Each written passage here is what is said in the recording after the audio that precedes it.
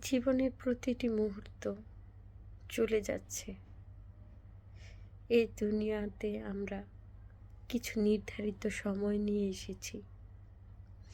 জীবনের উত্থান পতন, কষ্ট, আক্ষেপ, বিদ্বেষ, চাওয়া পাওয়া, স্বপ্ন, আকাঙ্ক্ষা সব কিছুই জীবনের অংশ। কিছু কিছু মানুষ তো এমন হয়, এই দুনিয়াটাকেই সব মনে করে। সে মনে করে এই দুনিয়াতেই তার সব কিছুই পেতে হবে। জীবনে কিছু অপূর্ণতা পূর্ণতার সংমিশ্রণই রয়েছে অন্তরের প্রশান্তি।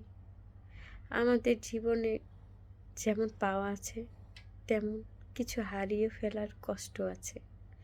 সব কিছু মিলেই তো জীবনের অংশ।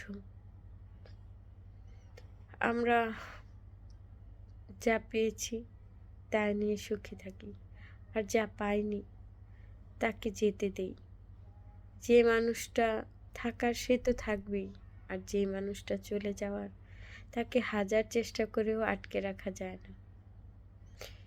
ভালোবাসার মানুষ যদি হারিয়ে যেতে চায় তাকে হারিয়ে যেতে দিন, তাকে তার মতো করে সুখে থাকতে দিন। সে যেন আক্ষেপ না করে আপনার কাছে থেকে। জীবনের প্রতিটি মুহূর্ত আমরা আনন্দময় দুঃখ সুখে কাটিয়ে দিই।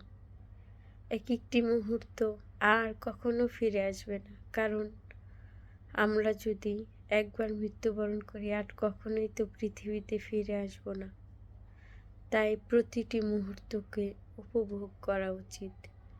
দুঃখের সময়টায় ধৈর্য ধারণ করে আল্লাহকে স্মরণ করা উচিত। আখেরাতে প্রস্তুতি করা উচিত। এক একটা মুহূর্ত চলে যাচ্ছে, মৃত্যু সন্নিকটে চলে আসছে। আমরা যেমন দুনিয়া নিয়ে ভাববো, তেমন যেন আখেরাত নিয়েও ভাবি।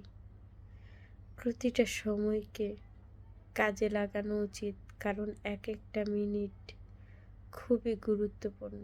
চলে যাচ্ছে সময়, এই সময় আর কখনো ফিরে আসবে না।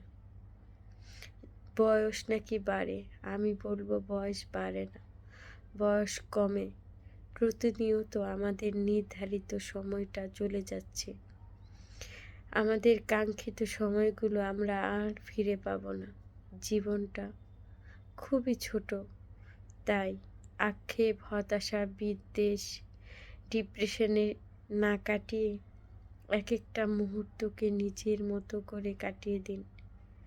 মানুষের কাছ থেকে প্রত্যাশা, চাওয়া পাওয়া এগুলো ছেড়ে দিন, ঝেড়ে ফেলে দিন। আপনার জীবন শুধু আপনার মতো করে কাটিয়ে নিন। হ্যাঁ, কাছের মানুষদের আমরা যতটুক পারি ততটুক তাদের পাশে থাকব। নিজের জন্য হলেও কিছুটা সময় নিজের মতো করে কাটান।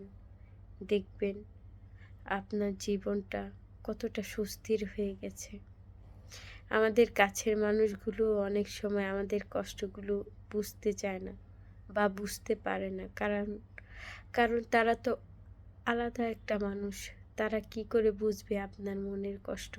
আপনার ক্ষতগুলো শুধুমাত্র আপনি আর আপনার রব ছাড়া কেউ বুঝতে পারবে না। তাই